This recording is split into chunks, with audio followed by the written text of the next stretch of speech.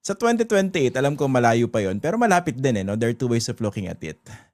Sa mga tao naghahanap ng alternative aside from let's say the Dutertes, may mga nagsusulong na tumakbo kayo for Vice President ni Leni Robredo.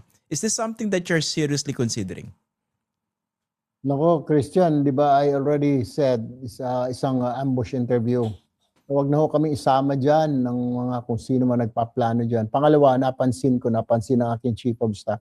Boss, parang kayo lang ni Sen. Rapi ang laging binabanatan. Dito sa litrato na inilabas kahapon yung Solid 13. Kayo ang maraming mga memes, kayong dalawa lang. What does it tell you, Christian? Kasi siguro yung buwabanat sa amin na sa kabila, ayaw nila na may kalaban. For the information, doon sa supporter po ni Madam Sara Duterte, wala po kaming interest. Okay na po kami dito sa Senado. Kung gusto ho ninyong siya maging Pangulo, wala pong problema sa amin. Gagawin po namin trabaho bilang senador. Marami din po iba dyan. Nandiyan po na po pwedeng maging presidente po. Si VP Leni, pwede po. Pwede. Nandiyan din po, nagpapakita po ng interest si DILG Secretary John Vic Remulla. Nariyan din po si Secretary Vince Tison.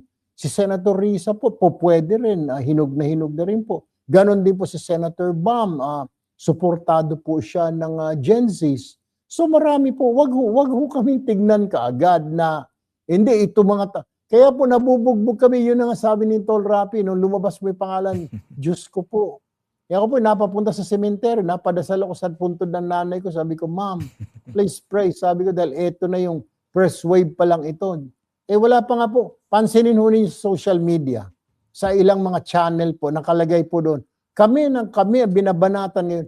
Hindi lang naman po kami nagsasalita. Kami ang binabanatan, kami magkapatid. Bakit po? Because may lumabas sa mga survey na yan, na kami ang pantapat. Adi na, natutusta ho kami. Please lang ho, wala ho kaming plano na tumakbo. Unahin nyo muna yung mga gusto po dyan, yung mga nagpresenta na pwede pong kalabanin po si VP Leni. Kami po dito na ho, masaya na ho kami rito.